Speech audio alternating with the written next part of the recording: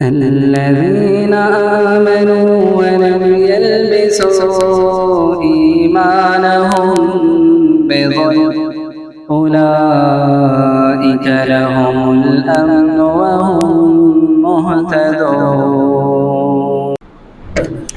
إن الحمد لله نحمده ونستعينه ونستغفره ونعوذ بالله من شرور أنفسنا ومن سيئات أعمالنا. من يهده الله فلا مضل له ومن يضلله فلا هادي له، وأشهد أن لا إله إلا الله وحده لا شريك له، وأشهد أن محمدًا عبده ورسوله. أما بعد فإن خير الحديث كتاب الله، وخير الهدي هدي محمد صلى الله عليه وسلم، وشر الأمور محدثاتها، وكل محدثة بدعة، وكل بدعة ضلالة، وكل ضلالة في النار. فأعوذ بالله السميع العليم من الشيطان الرجيم من همزه ونفخه ونفثه. بسم الله الرحمن الرحيم.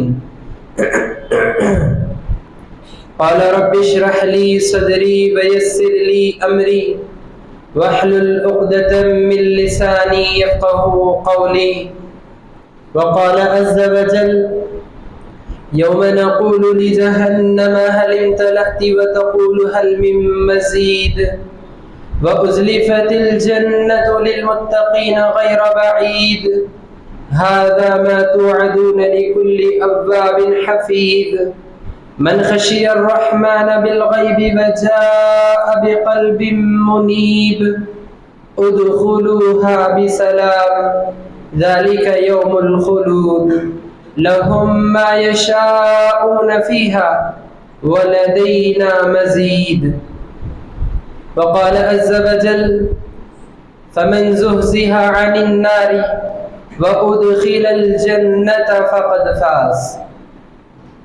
بزرگان محترم، نوجوان ساتھیوں، عزیز بھائیوں، پردہ نشین ماں و بہنوں، تمام تعریفیں اس اللہ رب العالمین کے لیے ہے جو اس ساری کائنات کا اکیلا خالق اور مالک ہے، جس نے اس عظیم الشان کائنات کو ایک مختصر سی مدت میں وجود بخشا، اور اس دن سے لے کر آج تک وہی رب العالمین اس ساری کائنات میں تصرف فرما رہا ہے۔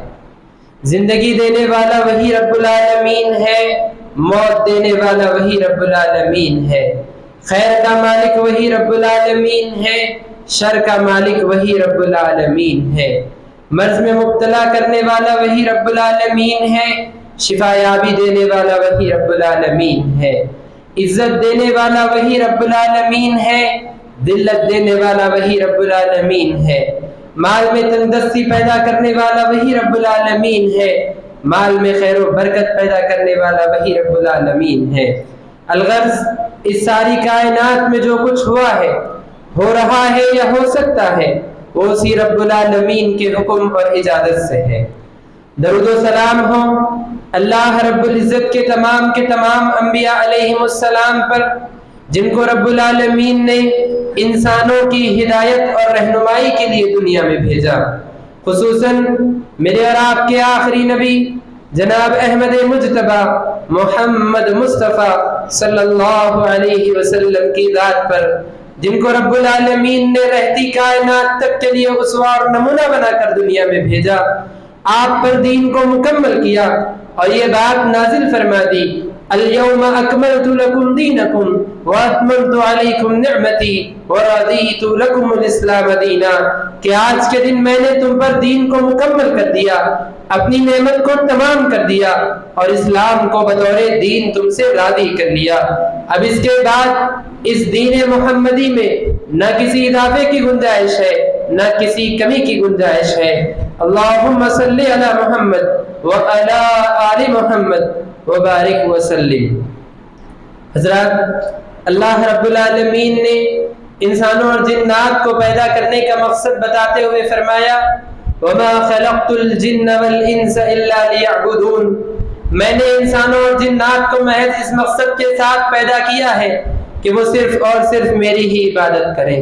اور جو بندے دنیا میں رہ کر آخرت کے لیے محنت کرتے ہیں، دنیا میں رہ کر اللہ کو یاد رکھتے ہیں، دنیا میں رہ کر عبادتوں میں زندگی گزارتے ہیں، ایسے بندوں کے لیے رب العالمین نے جنت کا وعدہ کیا ہے۔ اور جنت کا حاصل ہو جانا ایک مومن بندے کی زندگی کا سب سے اولین اور سب سے عظیم مقصد ہوا کرتا ہے۔ اس کی زندگی کے صبح شام کا خلاصہ یہی ہوتا ہے کہ وہ اپنی زندگی میں جنت حاصل کرنے کا طالب ہوتا ہے۔ اللہ رب العالمین نے جنت کا حاصل ہو جانا اور جہنم سے بچا لیا جانا اس کو عظیم کامیابی قرار دیتے ہوئے فرمایا فَمَنْ زُحْزِحَ عَنِ النَّارِ وَأُدْخِلَ الْجَنَّةَ فَقَدْ فَازَ، جسے جہنم کی آگ سے بچا لیا جائے اور جنت میں داخل کر دیا جائے تو یقینی معنوں میں یہ آدمی بڑا کامیاب ہے۔ حضرات، جنت میں داخل ہونا ایمان اور تقوی کی بنیاد پہ ہوتا ہے۔ ایمان اور تقوی کے علاوہ اللہ رب العالمین نے اپنی عبادت کے لیے جو اعمال کرنے کو کہے ان اعمال کو کرنا اور جن گناہوں سے بچنے کا حکم دیا ان گناہوں سے بچنے پر انسان کو جنت حاصل ہو سکتی ہے۔ جنت حاصل ہونے میں بعض اعمال ایسے بھی بتائے گئے کہ جنت میں داخلے کے بعد خصوصی طور پر انسان کے لیے جنت میں گھر کی تعمیر بھی ہوتی ہے۔ اس بندے کے نام سے اس کا گھر جنت میں تعمیر کیا ہوا اسے ملتا ہے۔ ایسے 6 اعمال پچھلے درس میں یا پچھلے خطبے میں آپ کے سامنے میں نے رکھے تھے۔ آج کے خطبے میں چند اعمال ایسے میں آپ کے سامنے بتانے کی کوشش کروں گا کہ جن اعمال کو کر کے بندہ جنت میں اپنے نام کا گھر تعمیر کروا سکتا ہے۔ حضرات، پہلا عمل یہ ہے کہ جب کبھی انسان کی نومولود اولاد کا انتقال ہو جائے، وہ بچہ جو ابھی جنا تھا یا جو بچہ معصوم بچہ ہے جو بلوغت کو نہیں پہنچا، ایسے بچے کا جب انتقال ہو جائے اور اس کا باپ یا اس کے والدین ایسے بچے کے انتقال کے صدمے پر اللہ کی تعریف بیان کرے اور انا للہ و انا الیہ راجعون پڑھے تو یہ عمل اللہ رب العالمین کے نزدیک اتنا افضل ترین عمل ہے کہ اس پہ اللہ رب العالمین بندے کے لیے جنت میں گھر تعمیر فرماتے ہیں۔ ایک حدیث میں نبی کریم صلی اللہ علیہ وسلم نے فرمایا کہ اللہ رب العالمین اپنے فرشتوں سے پوچھتے ہیں، جب فرشتے ایک بندے کی اولاد کی روح قبض کر کے آتے ہیں، اللہ رب العالمین پوچھتے ہیں قبضتم ولد عبدی، کہ اے میرے فرشتوں کیا تم نے میرے بندے کی اولاد کو، میرے بندے کی بچے کو یا بیٹی کو تم نے اس کی روح کو قبض کر لیا ہے؟ قبضتم ثمرۃ فؤادہ، کیا تم نے میرے بندے کے اس کے دل کے ٹکڑے کو، اس کے جگر کے ٹکڑے کو تم نے قبض کر لیا ہے، اس کو تم نے انتقال تک پہنچا دیا ہے، کیا تم نے اس کی روح کو قبض کر لیا ہے؟ فرشتے کہتے ہیں اللہ ہاں، ہم نے تیرے بندے کے اولاد کو، اس کی روح کو قبض کر لیا ہے۔ اس کے بعد اللہ رب العالمین پوچھتے ہیں ماذا قال عبدی، میرے بندے نے جواب میں کیا کہا؟ اس صدمے پر میرے بندے کا اظہار خیال کیا رہا، اس کا ریئیکشن کیا رہا؟ میرے بندے نے اس حادثے، اس صدمے میں اللہ رب العالمین کے متعلق کیا کہا؟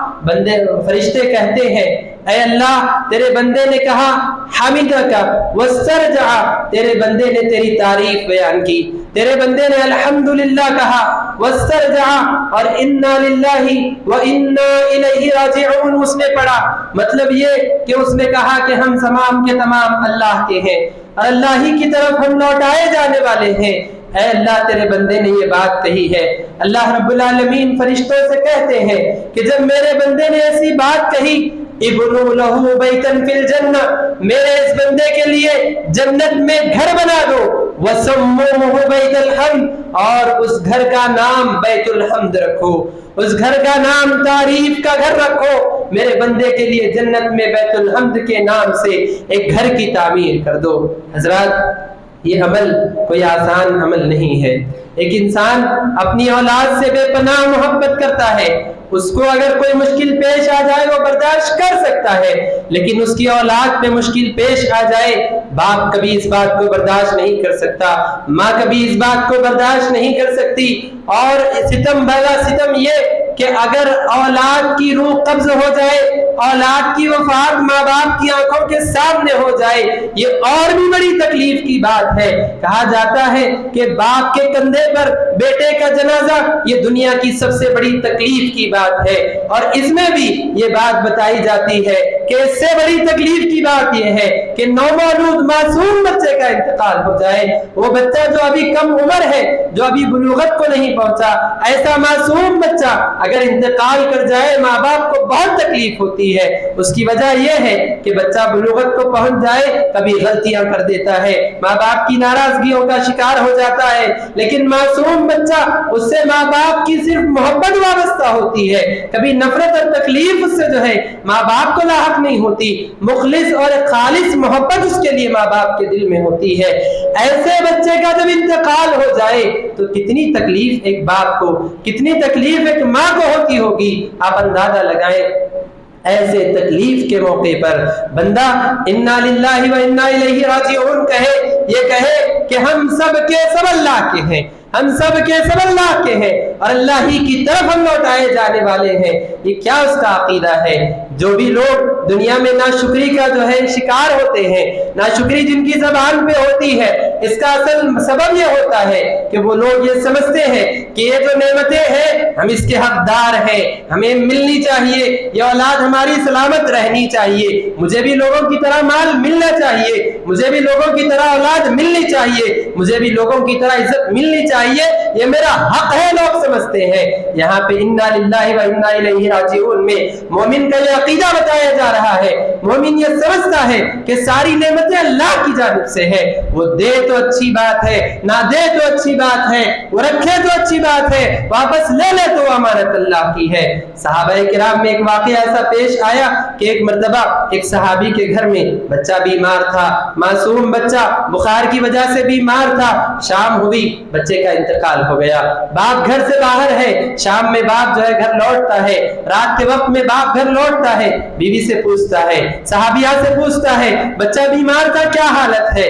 تو وہ بیوی کہتی ہے کہ اس کے بارے میں آپ کو بعد میں خبر دوں گی۔ کچھ دیر کے بعد بیوی شوہر سے جب پرسکون ہو گیا شوہر، بیوی شوہر سے پوچھتی ہے میں آپ سے ایک سوال کرنا چاہتی ہوں، بتائیے کہ اگر ایک آدمی آپ کو کوئی امانت دیتا ہے کہ آپ اپنے پاس اس امانت کو رکھیے اور اس کے بعد کچھ دنوں کے بعد آ کر اپنی اس امانت کو واپس لینے کی بات کرتا ہے، آپ سے امانت لینے کی بات کرتا ہے، کیا آپ اس کو امانت واپس کریں گے؟ انہوں نے کہا کیوں نہیں، امانت تو اسی کی ہے، دی تو اسی نے تھی، حق تو اسی کا ہے، میں اس کو امانت واپس کر دوں گا۔ صحابیہ نے کہا کہ یہ اللہ نے جو آپ کو اولاد دی تھی یہ اللہ کی امانت تھی، اللہ نے آپ کو دی تھی، اللہ نے یہ امانت واپس لے لی ہے، اللہ رب العالمین نے آپ کے بیٹے کو وفات اور موت دے دی ہے۔ صحابی پریشان ہو جاتے ہیں، اللہ کے نبی صلی اللہ علیہ وسلم کے پاس جا کر واقعہ بیان کرتے ہیں کہ بچے کی موت کے بعد بھی اتنے صبر سے میری بیوی نے مجھے بات سنائی ہے۔ نبی صلی اللہ علیہ وسلم نے ان کے صبر کی بڑی تعریف کی۔ حضرات بتانے کا مقصد یہ ہے ایک مومن کا یہ عقیدہ ہونا چاہیے کہ نعمتیں جو بھی ملتی ہیں اللہ کی جانب سے ہے، مصیبتیں آتی ہیں اللہ کی جانب سے ہے، اور اس میں ہمارا عقیدہ، ہمارا توکل، بھروسہ، ایمان اللہ سے جڑا ہوا ہونا چاہیے۔ اور یاد رکھیے مصیبتیں آنے کے بعد انسان کے سامنے دو راستے ہوتے ہیں، ایک یہ کہ انسان صبر کرے اور دوسرا راستہ یہ کہ آدمی انسان جو ہے ناشکری کرے، اللہ رب العالمین کے خلاف شکوہ شکایت کرے۔ صبر کرتا ہے تو کیا ملے گا؟ اجر و ثواب ملے گا۔ ناشکری کرے گا تو کیا ہوگا؟ تکلیف میں تو کمی نہیں ہوگی، لیکن جو اجر و ثواب اسے ملنا تھا وہ اجر و ثواب اسے کبھی نہیں مل سکتا۔ ایک حدیث میں نبی صلی اللہ علیہ وسلم نے فرمایا عجبا لامر المؤمن، مومن کا معاملہ بڑا عجیب ہے، امرہ کلہ خیر، اس کا معاملہ سارا کا سارا خیر ہی خیر ہے۔ ان اصابتہ السراء شکر وکان خیرا لہ، جب کبھی اسے کوئی بھلائی ملتی ہے، خوشی کا موقع آتا ہے، شکر گزاری کرتا ہے، اس شکر گزاری کی وجہ سے اس کو خیر نصیب ہوتا ہے، اجر حاصل کر جاتا ہے۔ وان اصابتہ الضراء، مصیبت لاحق ہوتی ہے صبر وکان خیر لہو، صبر کرتا ہے یہ صبر بھی اس کے لیے خیر ہی خیر ہوا کرتا ہے۔ تو حضرات بتانے کا مقصد یہ ہے کہ جنت میں بیت الحمد کے نام سے ایک گھر تعمیر کیا جائے گا اس بندے کے حق میں جو اپنی اولاد کے سلسلے میں اولاد کی وفات پر بھی اللہ کا شکر بیان کرے، اللہ رب العالمین کی حمد بیان کرے، انا للہ و انا الیہ راجعون کہہ کر صبر کرنے کی جو ہے کوشش کرے۔ بہت سے مواقع ایسے ہوتے ہیں لا علمی کی وجہ سے، جہالت کی وجہ سے یہ چیزیں دیکھنے میں آتی ہے کہ جب بچوں کی وفات ہو جائے یا گھر کے کسی شخص کی وفات ہو جائے ایسے ناشکری کے جملے لوگ کہتے ہیں، یہاں تک لوگ کہتے ہیں کہ اللہ کو ان کی خوشی نہیں دیکھی گئی، نعوذ باللہ ثم نعوذ باللہ۔ یہ کیا ہمارا عقیدہ ہے؟ اللہ کو ان کی خوشی نہیں دیکھی گئی؟ ارے اللہ نے امانت دی تھی، اللہ نے واپس لے لی، آپ کا کام صبر کرنا ہے، صبر کریں گے ہمیشہ کی جنت میں آپ کو بیت الحمد ملے گا، ناشکری کریں گے ہمیشہ کی جنت میں اس نعمت سے آپ محروم ہو جائیں گے۔ اور یہاں آپ دیکھیں صبر سے بڑھ کر نبی صلی اللہ علیہ وسلم نے بتایا کہ وہ بندہ اللہ کی تعریف بھی بیان کر رہا ہے۔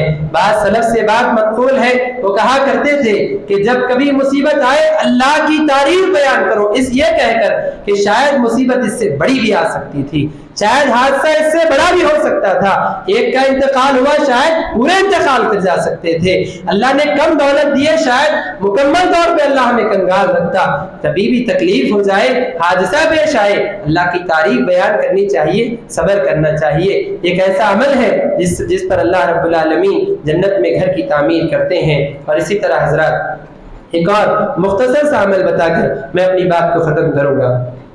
اللہ کے نبی صلی اللہ علیہ وسلم جب معراج کے موقع پر جنت کا سفر آپ کو کرایا گیا، اس کے بعد نبی صلی اللہ علیہ وسلم نے آنے کے بعد کہا کہ جب میں جنت میں جا رہا تھا تو مجھے آواز پیروں کے چلنے کی سنائی دی، پیروں کے چلنے کی آواز مجھے سنائی دی۔ میں نے پوچھا یہ کس کے پیروں کے چلنے کی آواز ہے؟ فرشتوں نے کہا کہ یہ حضرت بلال کے پیروں کے چلنے کی آواز ہے۔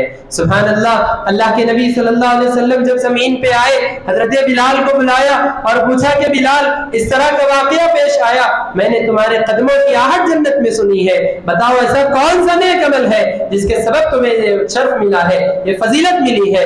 بلال رضی اللہ تعالیٰ عنہ نے کہا اللہ کے نبی کوئی ایسا بڑا عمل تو میں کرتا نہیں ہوں، ایک چھوٹا سا عمل یہ ہے کہ جب کبھی میں وضو کرتا ہوں تو یہ سمجھتا ہوں کہ مجھ پر اللہ رب العالمین کے لیے 2 رکعت پڑھنا ضروری ہے، اور جب بھی میں بے وضو ہوتا ہوں وضو کر لیتا ہوں، اور جب بھی وضو کرتا ہوں 2 رکعت نماز پڑھ لیتا ہوں۔ اسی عمل سے مجھے امید ہے کہ شاید اللہ نے اس کے سبب مجھے یہ نعمت دی ہے۔ حضرات یہاں ایک بات میں آپ کو بتانا چاہوں گا کہ یہاں یہ تو عمل بہت افضل عمل ہے جس پہ حضرت بلال کو جنت میں جو ہے چلتے ہوئے ان کے پیروں کی آہٹ سنائی دی، یہ بہت افضل عمل ہے کہ آپ ہمیشہ باوضو رہیں، آپ وضو کے ساتھ ساتھ 2 رکعت نفل نماز پڑھنے کا اہتمام کریں، یہ افضل ترین عمل ہے۔ ساتھ میں یہ بھی بات یاد رکھیے کہ چھوٹا سا چھوٹا عمل بھی پابندی سے اگر کیا جائے اللہ کے نزدیک اس کا بہت بڑا مقام ہوتا ہے۔ نبی صلی اللہ علیہ وسلم نے ایک حدیث میں فرمایا احب الاعمال الی اللہ ادومها وان قل، اللہ کو سب سے زیادہ پسندیدہ عمل وہ ہے جو پابندی سے کیے جائیں، چاہے وہ عمل چھوٹے ہی صحیح۔ ہر دن 1 روپیہ آپ اگر صدقہ و خیرات کرے شاید اللہ کو یہ عمل آپ کا پسند آ جائے، آپ ہر دن کسی یتیم کو کھانا کھلانے کا اہتمام کریں، آپ ہر دن کوئی 2 رکعت نفل نماز پڑھنے کا اہتمام کریں، کوئی نہ کوئی ایک عمل پابندی سے اگر کیا جائے گا اللہ کو یہ عمل بہت پسند ہے۔ انہی باتوں پر اپنی بات کو ختم کرتے ہوئے میں پھر خلاصے کے طور پر یہ بات آپ کے سامنے رکھنا چاہوں گا کہ زندگی میں جب کبھی مصیبت آئے، زندگی کا کوئی بھی مرحلہ مصیبت کا آ جائے، ہمارا تعلق اللہ سے نہیں چھوٹنا چاہیے۔ اللہ کی طاقت سے بڑی کسی کی طاقت نہیں ہے، اللہ رب العالمین کی مدد سے بڑی کسی کی مدد نہیں ہے۔ ہمیشہ اللہ رب العالمین سے اپنا تعلق جوڑ کے رکھنا چاہیے۔ مصیبت میں صبر، خوشی میں شکر، یہ ایک مومن کا شیوا ہوتا ہے، اسی کو لازم پکڑ کے زندگی گزارنی چاہیے، اور ہر عمل چھوٹا سے ہی پابندی سے اس کو انجام دینے کی کوشش کرنی چاہیے۔ اللہ سے دعا ہے کہ رب العالمین ہمیں کہی ہوئی ان باتوں پر عمل کی توفیق نصیب فرمائے۔ اللہ رب العالمین ہم میں سے جو لوگ مصیبت زدہ ہے، پریشانیوں کا شکار ہے، اللہ ان کو مصیبتوں سے نجات نصیب فرما۔ اے اللہ جو ظالم ظلم کر رہے ہیں مظلوموں پر، ناچاروں پر، بیچاروں پر، اے اللہ ان کا تو مددگار بن جا۔ اللہ دنیا میں جہاں کہیں مسلمان پریشان حال ہے، اللہ مسلمانوں کی پریشانیوں کو دور کر دے۔ جو قرض میں مبتلا ہیں ان کو اللہ ان کے قرض میں آسانیاں پیدا فرما۔ جو مرض میں مبتلا ہیں اللہ ان کے مرض سے ان کو شفا یابی نصیب فرما۔ اے اللہ جو روزگار کی تلاش میں ہیں ان کو حلال روزی نصیب فرما۔ اے اللہ جو رشتوں کی تلاش میں ہیں اے اللہ ان کو نیک صالح جوڑے نصیب فرما۔